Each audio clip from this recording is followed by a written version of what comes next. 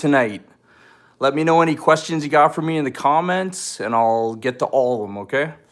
Today on the stream, what I'm gonna do is I thought I would go over some tips for making comedy shorts. So I don't know how many of you guys are out there that wanna kinda do what I do for shorts, but I thought I'd give you a little bit background, behind the scenes, sort of what takes place, what it all involves, make it a little bit easier for you guys if you're just beginning.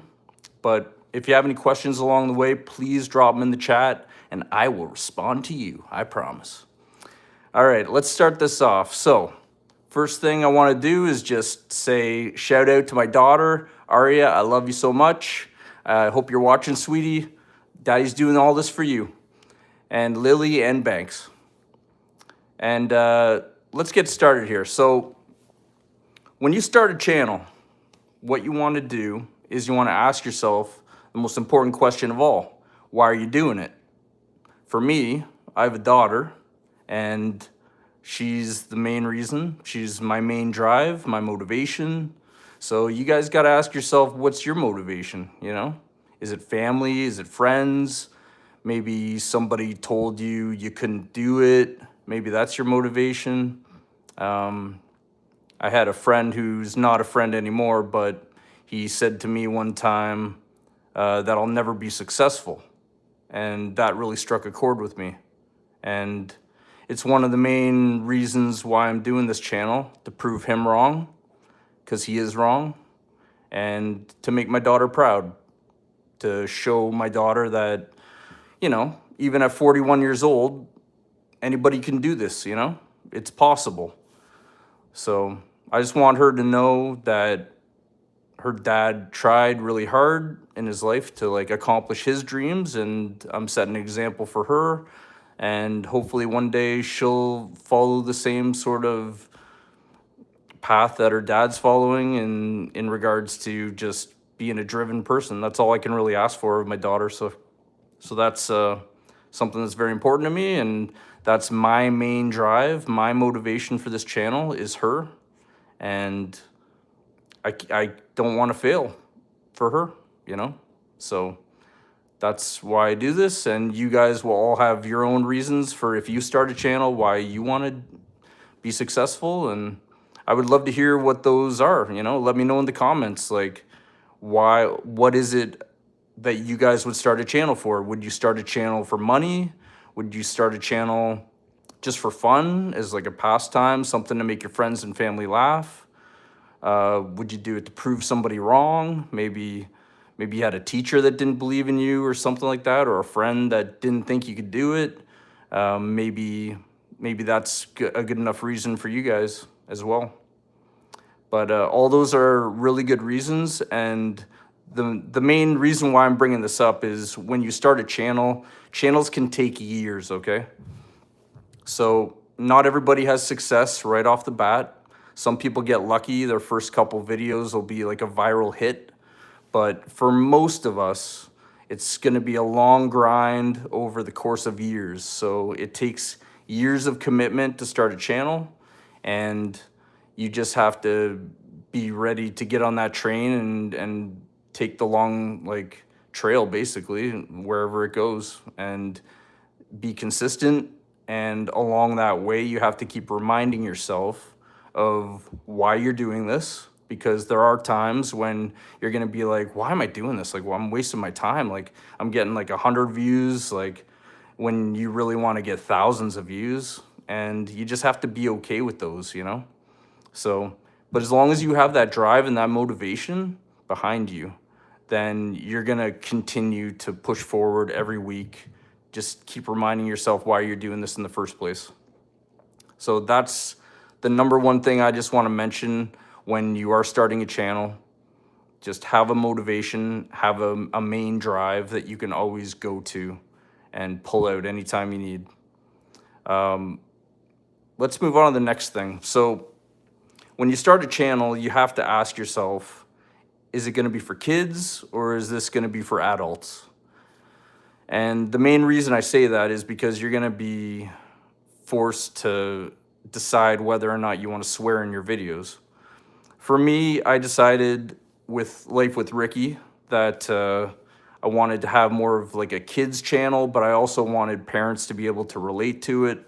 So I decided I'm not going to swear. I will be edgy, but still no swearing. That way, that opens up the market a little bit more to kids and adults, parents, grandparents, you name it. It'll make the parents laugh with the edgy material. Some of that edgy material might be over the kids' heads, which is fine. The older that they get, maybe if they're continuing to watch the videos or looking back, they'll get some of those jokes at some point. So you have to ask yourself, is it a kids channel you're starting or is it an adult channel? And that's going to be a big factor in moving forward, the kind of niche you choose. And maybe, I'm assuming everybody on here who's watching me right now is probably gonna want to start a comedy channel, kind of like what I'm doing with shorts. But if you do have another niche, then I recommend just looking into some of the biggest creators in those niches and learning from them. Don't copy them, but learn from them, get inspired by them. They might do like a topic on a video that might inspire you for another video.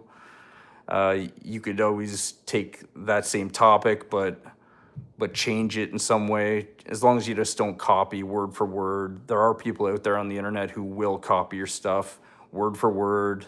But the way the YouTube algorithm is getting smarter and smarter, those channels that try to copy, I think in the next couple of years, they're going to be like instantly like deleted, because the algorithm is starting to understand and read the transcripts of all your videos.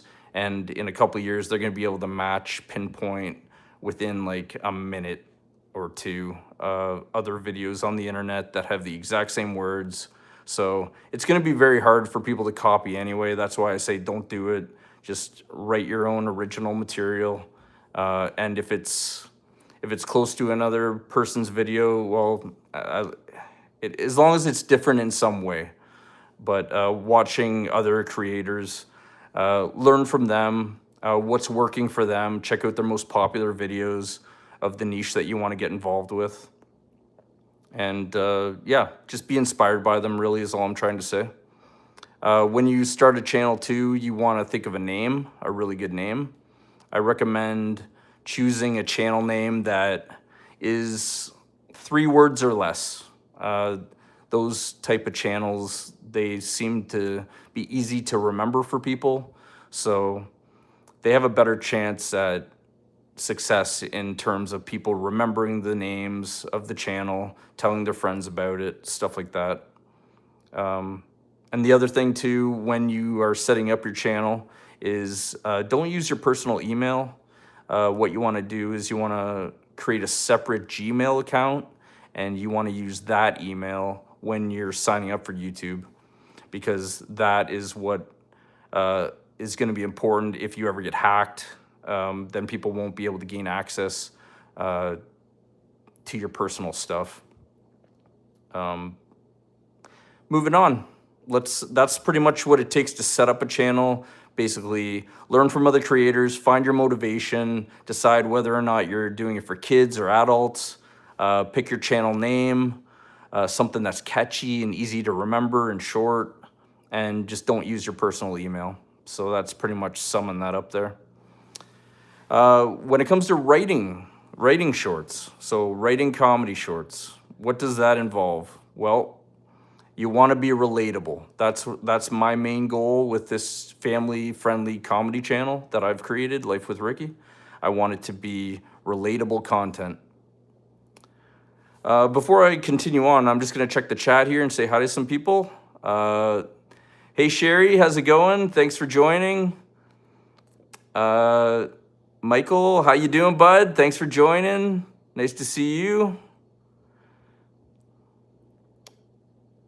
Yolan, how you doing? Hi. How is this stream going to help me get some strange? I don't understand that question. How is this stream going to help me get some strange? Maybe if you're still here, regular chatter, you can just clarify exactly what you mean. I'll keep an eye out for that as I move on here. So when it comes to the writing, relatable content, very important. For me, it's family-friendly content, so I'm always creating shorts that are topic relatable. If anybody in the chat here has like a family topic that they can think of that I could make into a video, please drop it in the chat. That would be awesome. I'm always looking for ideas.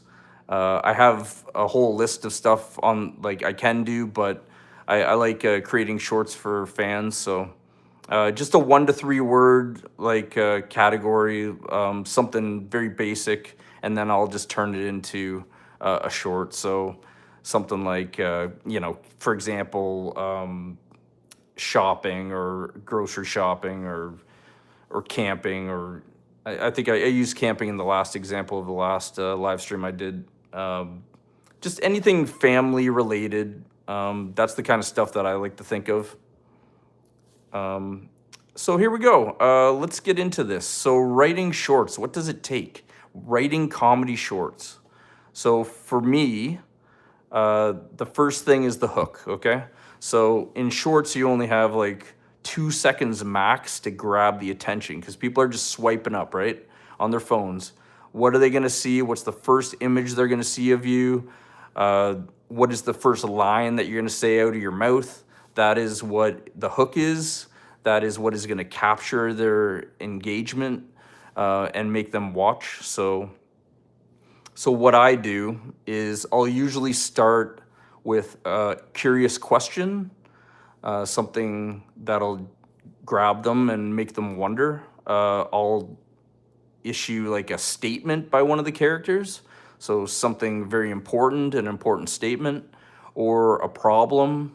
Maybe Ricky has a problem and the first line out of his mouth is that problem. So it's usually one of those 3 things: curious question, an interesting statement, or a problem for one of the characters. And then I usually get into a conflict between the 2 characters, a back and forth retort type of stuff where there's conflict, usually funny retort. So one character will say something, next character will have like a punchline. They're kind of like mini punchlines. And then I save the best punchline of the entire skit for the end. The end is what they're gonna remember, right? That's you wanna leave them wanting more. That's one thing about comedy writing that I've learned is the ending has to be the funniest. Leave them laughing, leave them wanting more, and then they'll come and check out more of your stuff. So that's all you can ask for. And that sends good signals to the YouTube algorithm if they check out another one of your videos. So that's why I always try to end with the funniest line in the entire thing. What you want to do after you've written out your skit and you have your hook, your conflict, and then your ending, your funny ending, is you want to put that away, usually for a day.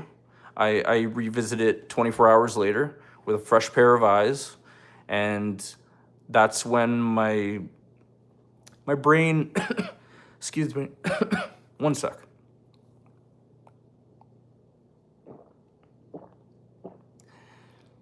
Like my mug.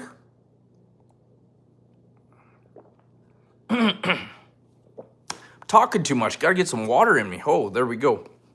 Okay.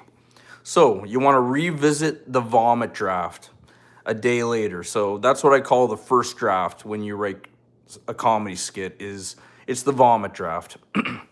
It's not going to be good. It's not going to be pretty. You just got to get it out on paper, okay? So I revisit that vomit draft the next day, and usually with a fresh pair of eyes, I notice a lot of things I want to change, like right away. I'm like, okay, this isn't really working, this line. I'll try to change the punchlines. It's good to think of like 5 or 10 punchlines for the final line. I'll usually brainstorm a bunch and just go with the one that I think works the best. The other thing too is when you're writing the next day and revisiting that vomit draft, what you want to do is you want to try to condense your sentences down into a couple words. Make it as short and sweet as possible. So for me, what I do is if I have a line, let's say, for example, that is, can I go to the baseball game tomorrow? You know, let's say Ricky says that to his parents. Can I go to the baseball game tomorrow? Instead of saying that whole line, I could reduce it to like 2 or 3 words. And Ricky would just start the scene by saying, "Baseball tomorrow?" So it's very easy if you do it after a long time of condensing sentences of like 8 words down into 2 words. It gets easier, but that's what you're looking for. You just want to have quick, snappy dialogue that's back and forth, transitioning from character to character every second or two. That is what usually captures the attention of the viewers and makes them stick around. And if they can make it past that 2 or 3 second mark, up to 5 seconds, that's really good engagement for YouTube. That shows that people are sticking around. They enjoy your skit, your short, and that counts as an engaged view as opposed to just a regular view. The engaged views are the ones that YouTube pays most attention to, and those are the ones that if you get enough of those, people sticking around watching your short longer than 2 or 3 seconds, then it'll, in a way, push it out to more people, more audience. So just to get different reactions. And yeah, let's move on to the next thing. So after you have your vomit draft revisited, you've condensed your sentences from like 8 words per line down to like 2 or 3 words. You know it's going to be nice and snappy, nice and quick. You want to write every single day, okay? Don't fall behind in the writing. What you want to do is stay ahead of it, especially if you're putting out more than one short a week. So for me, I'm doing 3 a weekend, every Friday, Saturday, Sunday, like clockwork. I'm releasing those. Friday's release is usually around 4 o'clock. I like to do it when kids get out of school. I find that time seems to work really good for my Friday videos in the past. I have experimented recently with different times, like 9:30 a.m. on a Friday, but they just don't hit as good. So I've gone back to the 4 p.m. like release time around there. And then Saturday and Sunday videos, I usually release around 10 o'clock once people wake up a little bit. The 10 o'clock on the Saturday seems to be the sweet spot for me, but you can experiment yourself when you have your own channel and you can figure out what times work best for you because it all depends on your target audience, who you're going for. I'm going for kids and parents. I know you're only supposed to usually go for one when you're doing like shorts and comedy. They say pinpoint your audience, but for me, it's the weekend. Parents are going on their phones just like the kids are. So I like to try to hit them both at the same time, sort of thing. I'm just going to quickly check the chat here. Was it Ricky Stanicky? I don't know. I have no idea what that means. Hang on a sec. Let me go back here. Was it Ricky Stanicky? Ricky Stanicky. I don't know what that means. Is that a buddy of yours? Lost Soul? You tell me. Okay, let's get back to this. So, writing every day is the key. That keeps you ahead of the game. Then you'll never fall behind.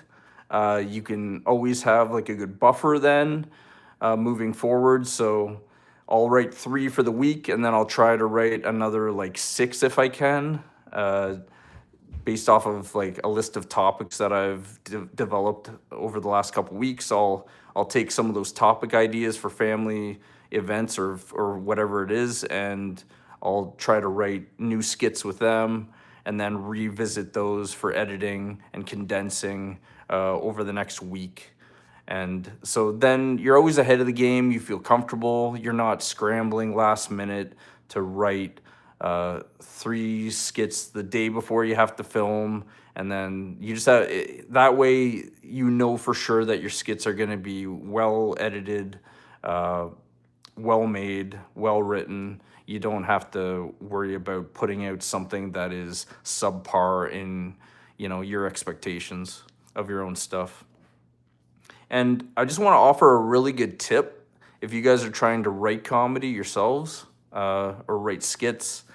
Pay attention to people around you.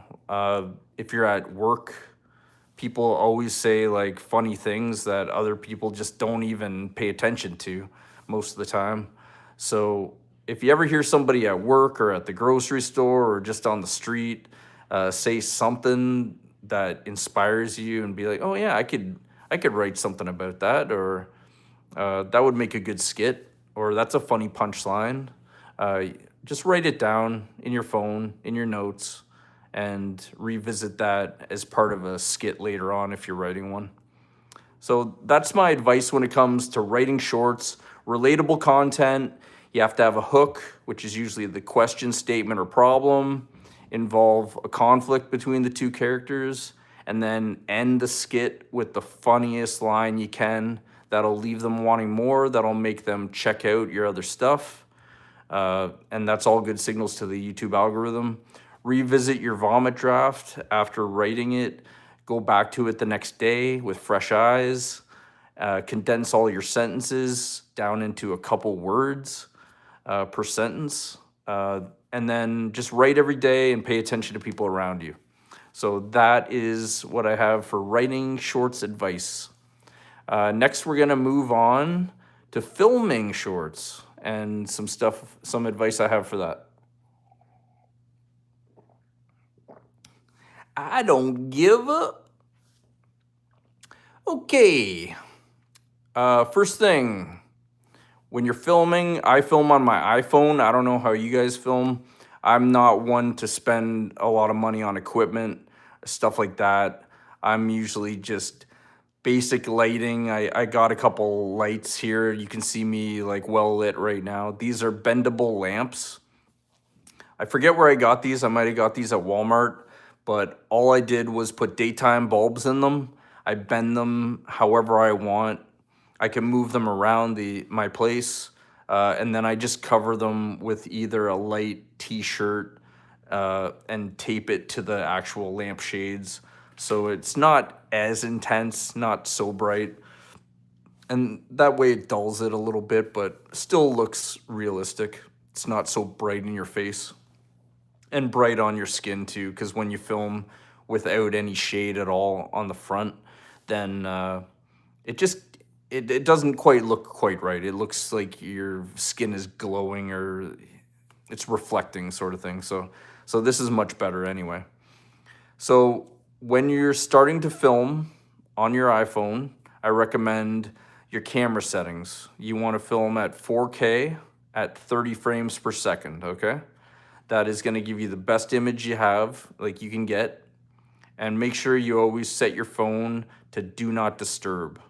If you put it on do not disturb, then you won't get text messages, phone calls, things like that. So that'll just allow you to fully be invested, not worrying about being interrupted while you're performing in front of the camera. Like I said, you can invest in some lighting, might cost you like $30 in lighting, something like that, $40. Try to get a tripod of some kind. They're very cheap on Amazon. You can get a small one. I recommend if you're going to do material where you're standing in your skits, then buy a big tripod. It's a good investment, and make sure you purchase an accessory for holding your phone, because they can screw into the top of the tripod, those phone holders. So that would be my advice. If you're going to be filming standing up, get a tall tripod. It's a great investment. And the mic is optional in my opinion, because I've filmed 165 videos now, and I've only used just the iPhone audio. I guess it all depends how far away from the camera you're going to be. When I film my skits, I'm usually like this close to the camera, just like you guys can hear me now.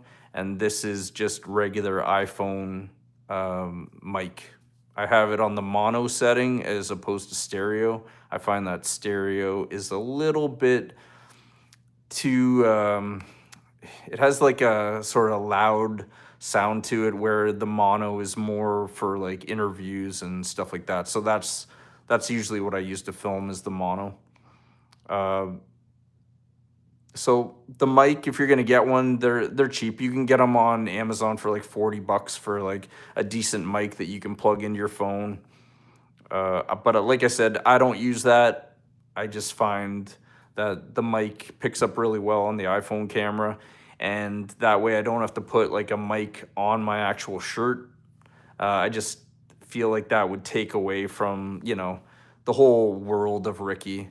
If you saw a mic on the shirt, you would it would take you right out of it, and you wouldn't really feel like you're watching like a real scene. So I'm just gonna check the chat here, guys, see if anybody else commented. If you guys have any questions for me about comedy writing or writing comedy skits, please drop them in the comments.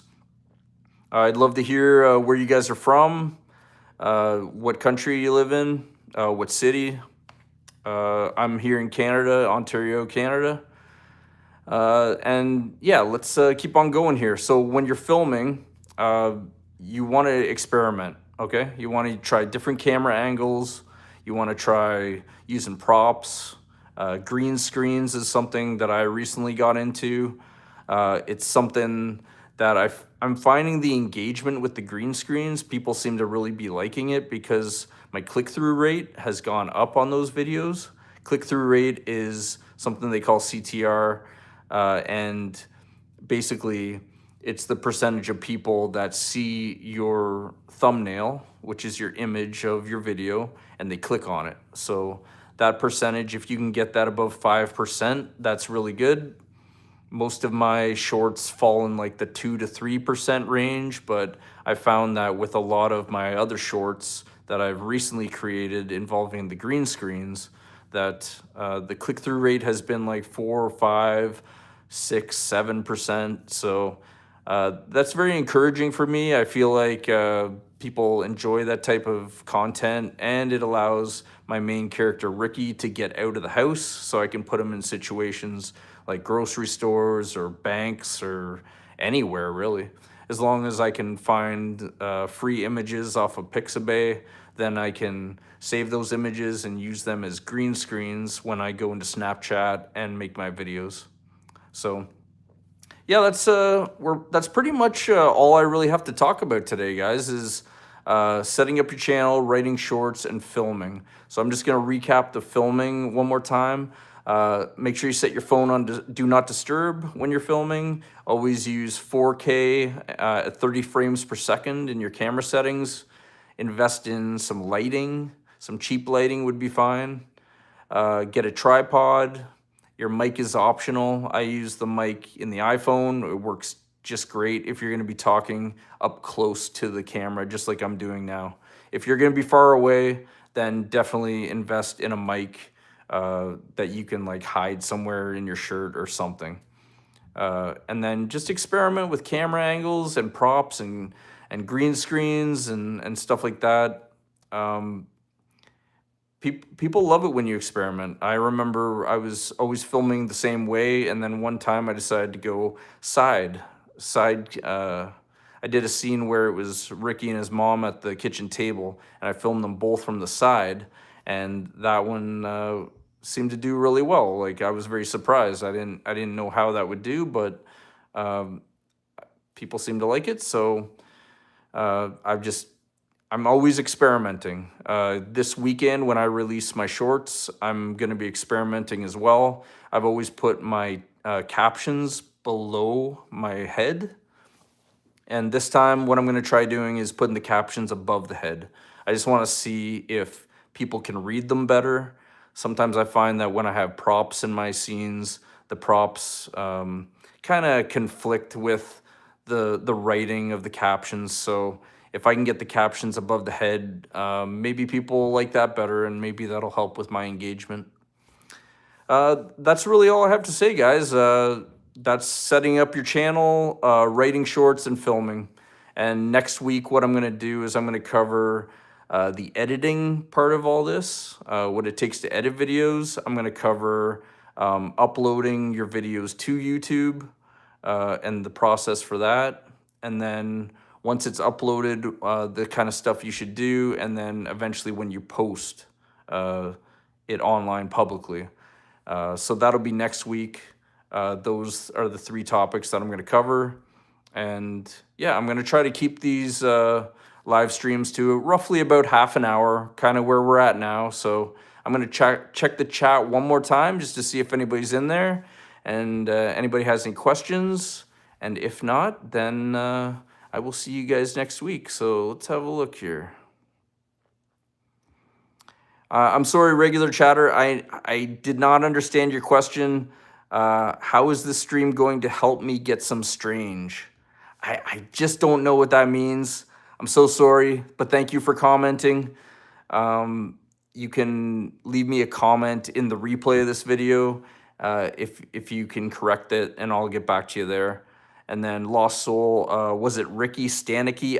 I have no idea who Ricky Stanicky is. I'm sorry. But thank you for your comment. Appreciate it. I appreciate you guys. I appreciate all my fans. Keep on watching. Lots of good stuff coming. And I will see you guys next Thursday, 8 o'clock. All right. Thanks for coming. See you, Mike. Thanks for joining, bud. Bye-bye, everybody.